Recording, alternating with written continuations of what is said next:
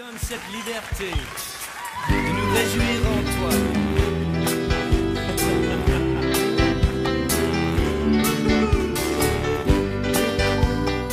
Bonjour les Joseph. Et vous savez pourquoi on vous appelle les Joseph? Nous, aux écoles chrétiennes La Source de Vie, quand on nous appelle Joseph, c'est-à-dire nous sommes en 6e année.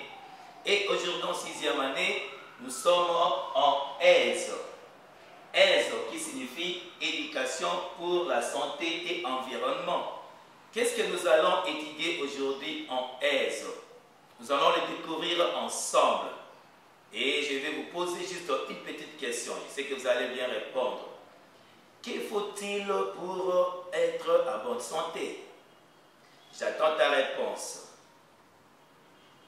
Oui, tu as donné une meilleure réponse. Pour être en bonne santé, il faut être propre.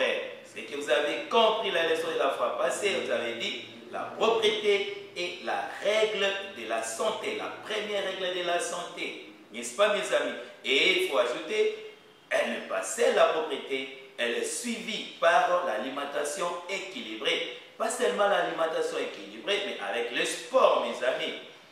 N'est-ce pas? Nous étudions aujourd'hui tous ensemble la propreté du corps humain. Qu'est-ce qu'il faut faire pour garder toujours notre corps en bonne santé? Et pourquoi nous devons être toujours propres? C'est pour éviter aussi certaines maladies de la peau, bien sûr, ainsi que du ventre. Et ainsi, pour éviter certaines maladies de la peau, comme je viens de le dire, et du ventre, nous devons nous laver régulièrement le corps entier. Le corps entier, chaque jour, mes amis. Il y a des amis, parfois surtout pendant la saison sèche, je vous connais. Quand tu es réveillé pour te laver, et là tu es fatigué, ah moi je suis fatigué, et il fait tellement froid, oh maman, tu me laves seulement les pieds, les bras, c'est fini. Non, j'ai dit ça, ce n'est pas bien.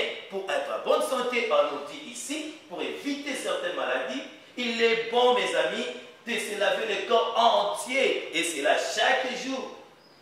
Comment on se lave? C'est avec de l'eau propre et du savon, n'est-ce pas? Et comme ici, nous avons de l'eau et nous avons les savons, n'est-ce pas? Et ça, ce n'est pas pour... Vous allez dire, monsieur François, est-ce qu'on va se laver ici? Non, ça c'est pour nous laver le main. On doit se laver les mains aussi pour être en bonne santé, pour éviter certaines maladies. On doit se laver les mains après avoir été aux latrines, les latrines que nous appelons les toilettes.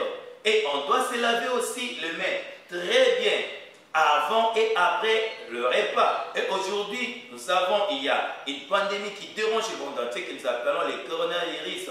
Et les corona nous obligent de nous laver régulièrement les mains. Vous allez voir. Alors ça c'est de l'eau qui sort, n'est-ce pas? Je ne veux pas me laver les mains comme ça, je mets savon. Et cette eau est comment? Vous regardez ça, cette eau est tellement propre. Je mets un peu de savon comme ça, et je dois bien me laver les mains.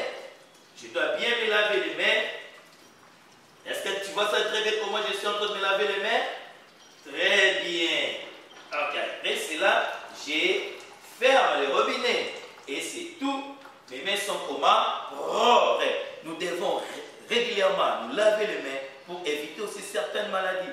Là, nous serons toujours en bonne et parfaite santé, mes amis. Je sais que tu as bien suivi cette leçon et comme tu l'as bien suivi, tu vas répondre à ces 4 petites questions. La première question dit ceci: que faut-il faire pour éviter certaines maladies de la peau et du ventre? Numéro 2, la deuxième question: combien de fois peut-on se laver les mains par jour? Troisième question: quelle est la première règle de la santé? Et la quatrième question: pourquoi devons-nous pratiquer les sports?